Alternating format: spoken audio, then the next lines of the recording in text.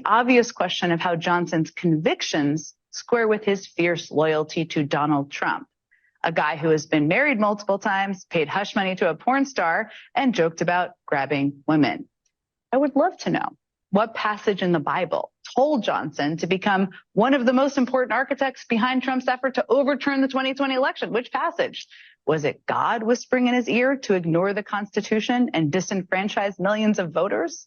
It's hard not to think that Mike Johnson's idea of what America should be is drastically out of line with what America actually is. He clearly envisions a country that's less democratic and less tolerant. And that may explain why he seems more comfortable with the America of the 18th century than the America of today. Truth has been replaced as the greatest virtue in society by tolerance. Well, we're the inherently intolerant ones who say, wait a minute, life is sacred because we're endowed by our Creator with certain inalienable rights. We have to stand up for those. Oh, you bigot. Can't you be a little more open-minded? Come on. That's so like 18th century, Well, they told us that if we didn't maintain those 18th century values, that the republic would not stand. And so this is the condition we find ourselves in today. Oh, just holding on to those 18th century values there. Jesus, where are we? Welcome back. The hottest show in the galaxy is the Karen Hunter Show. We are here on Sirius XM Urban View, where talk empowers and becomes action. Today's show brought to you by One United Bank, the nation's largest Black-owned bank, committed and the right fit for you. So join the movement and the family at oneunited.com/Karen Hunter. That's oneunited.com/Karen Hunter. Join them today. Member FDIC. We are here with Dr. Caretha Mitchell, Dr. Mary Trump, who actually has a PhD in psychology. Many people don't know that, so I am correct in calling you that. I want to give you your honorific because you earned it. We're here talking about the state of our union. When I listen to Jen Psaki, who you just heard, former press secretary for the Biden administration, lay this out. Yes, 18th century. Yeah, where are we? What are we doing? This is crazy. It's absolutely crazy, ladies. Yeah, we're in a really very bad place. And I think partially we need to understand this in the context of the trauma we've all suffered over the last. Some of us have been suffering from trauma, external trauma, since November 2016. And the rest of us have been since COVID. It's been an incredibly destabilizing, demoralizing period of time in which we learned, if we didn't already know, that tens of millions of our fellow citizens did not care whether we lived or died, literally, in the service of a man who I personally know is the weakest, worst person on the planet, who will do anything to protect himself. He literally, I've said this in September 2020, he will, if he thinks he's going down, he will take everybody with him. So things can continue to get worse. And yet another context in which we need to look at everything is this. I don't know if it's necessarily a human tendency, although I think that's part of it, but it's also a corporate media tendency to normalize everything. Like 2020 was a normal election, like the aftermath of 2020 was normal. Like President Biden's administration is a normal administration that followed another normal administration at normal times, when nothing could be further from the truth. So I think all of those things combined have brought us to this quite dark place. Okay, here's the thing that I think is here. Yes. Oh, go ahead. Oh, okay. The thing that I think is so important about that clip that you played for us, where we get to hear Mike Johnson say that there's either truth or there's tolerance. What is so important for us to understand? I see myself as ringing an alarm because apparently it needs to continue to be rung. We need to understand that white evangelical so-called Christians, the danger there is multi-layered. But one way to understand it is that Christianity, as it's practiced in this racist United States, is designed to have you always thinking that there's only one right way. And if you think that there's only one right way, then you can justify displacing and killing indigenous populations in the United States, and on and on and on. I need us to be clear that it is not an exaggeration for us to understand that the turning back of Roe v. Wade and everything else is very much linked to this declaration he's making, that either you have truth or you have tolerance. And so he wants to be the biggest bigot he can be with this sheen of Christianity. So do not think that we couldn't be in a situation of having absolutely no rights. That is the agenda. Period. And I feel like there's some of us who do believe in the Christianity that MAGA Mike Johnson thinks he practices, because I think he's a sold out Christian. I think he's a sold out evangelical Christian and loves the Lord and knows scripture, chapter and verse. I think he believes he has the moral authority. And I think he believes that Trump was ordained by God himself. And they'll point you to David, a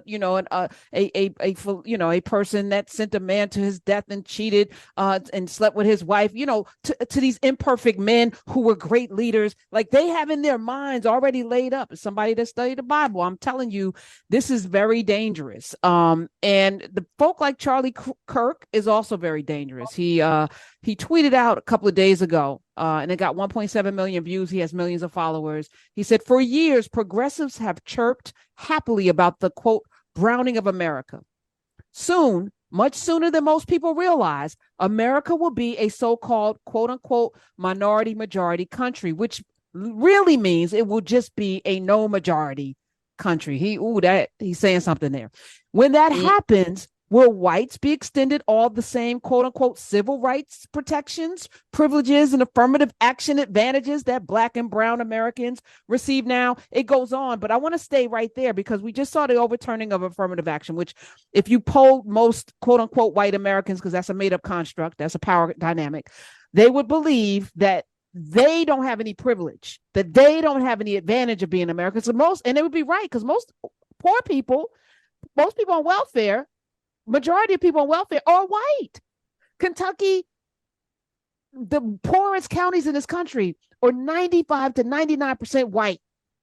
So it's really hard to make the argument that somehow that person with no teeth, health care, or anything is privileged. And all they see are these Mexicans and these folk crossing the border, getting housing, health care, all of the things that they can't get.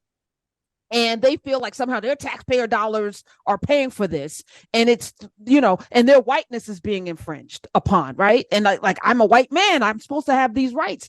And so what Charlie is hitting at is the very fear that people have anyway. And it's very dangerous what he's doing, which is why those tiki torch carrying, khaki pant wearing motherfuckers that talked about the Jews will not replace us, which I got an understanding now. What they were saying was the Jews will not replace us with these Mexicans and these Blacks, because the Jews control everything. This is the message that they were putting out. And here we are. Y'all listen, Dr. Mitchell, Dr. Trump, and I have to say that so I can distinguish you from your inbred relatives that are out there destroying the world. I have to distinguish, because you actually studied, the rest of them privileged. You guys, you're right. We're not going to have any rights, and it's going to happen. It's going to happen quicker than we think. And this messaging resonates so powerfully that I do see there being a wave of people showing up, more that showed up for Donald Trump in 2016 and 2020. It's now an actual movement that is religious, almost steeped in God. The one thing that I want to say is, I feel like part of what this discussion is bringing to the fore, that I just want to be explicit about, is that the concept of rights itself is very much a man-made thing. In other words, when we're in a society, the rights that you have are determined by power dynamics that are man-made. And if we can understand that, maybe we can understand just how serious this assault is, and just how serious it is that everyone participate in trying to, in making sure that they vote to try to keep this from advancing anymore. Because if we believe that rights are just God-given, come out of the sky, then we miss all of the power plays that happen when then, as you say, someone who has absolutely no merit, according to the merit that the society claims it respects, can have all of this power and influence. That is because we are in man-made systems and power differentials that allow for some people to determine the rights that are recognized by other people. So we cannot get out of the game if we want to be for humanity. All right, let's take some calls. Mary Trump is here, Dr. Caretha Mitchell as well. And I apologize to talk about all your inbred relatives. I was just specifically talking about Donald and the Donald Jr. and Eric. I'm sure Barron is a nice young man. Elliot in North Carolina, welcome to the Karen Hunter Show. Hi, Elliot. Hi, Karen. Thank you so much for all you do. And I just wanted to say, Mary Trump, I think you are fantastic, and I really appreciate you standing in the truth all the time. I've been following you, and just, I know it's probably really difficult, but it's just a testament to what kind of person you are. And I just really appreciate you. Oh, that's very, very kind of you. Thank you. And I appreciate that. Yeah, you're quite welcome. All right. And I wish you all luck. Thank you. We wish you us luck.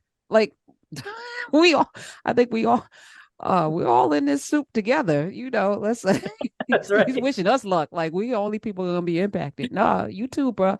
You too. James in California. Welcome to the Karen Hunter Show. Hi. How you doing, Karen? Yeah, I was riding and I was listening to you guys speak about accountability, but it's ridiculous because you won't hold Joe Biden accountable for what he's done with the Hunter Biden and the money laundering and the back doors. Why would you listen? No, I'm not. I can't listen to abject ignorance, and I appreciate that you called with such passion. But your passion should be equal to your study and your understanding of civics and the way in which this government works. And while I don't want to excoriate you, bringing up the whataboutisms with Hunter Biden and comparing it to what we're dealing with Donald Trump, and how many indictments do we have now, and how and the undermining of the country. Last I looked, Hunter Biden, and when he was going through his thing, Joe Biden wasn't even in government. So what are you talking about? Unless your goal is to make an equal and opposite construct. Please, Mary Trump, with the last minutes that we have, please explain to James and others why this is a false narrative. So there's so many reasons. I'll try to just hit on the bigger issues. As you mentioned, Joe Biden wasn't president. Hunter Biden, last I checked, has never held an elective office. He has never been a senior advisor to the president. If you want to talk about Hunter Biden and his missteps and his potential indictments, I guess you can if you want to waste your time. But then you also need to talk about Jared Kushner, who was a senior advisor to the president, who did take $2 billion in Saudi Arabian blood money. So if you're not willing to have that conversation, then you do not deserve to be part of the conversation because you have not done your due diligence. And Hunter Biden is not a threat to the security of this country. He's not a threat to Middle Eastern peace.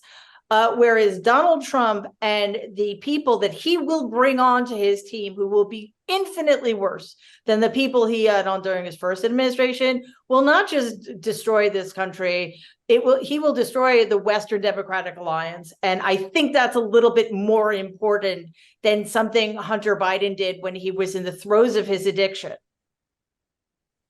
And on that note, Dr. Mary Trump, where can people follow you? Every day you have your show. People can watch you on YouTube. They can listen to your podcast. Tell them more about it, how they can connect.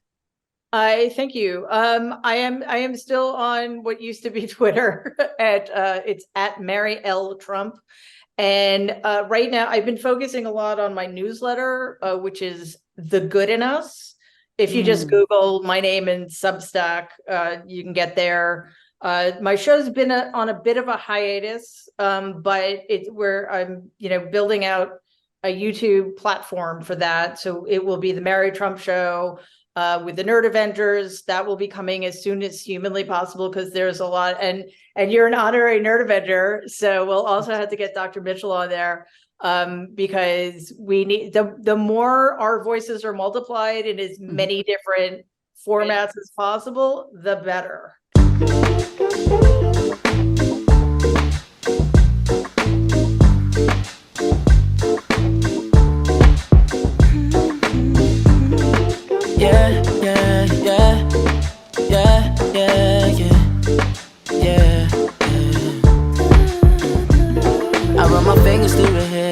as she smiles and says that she loves me. Isn't it lovely when the one you're lusting is the one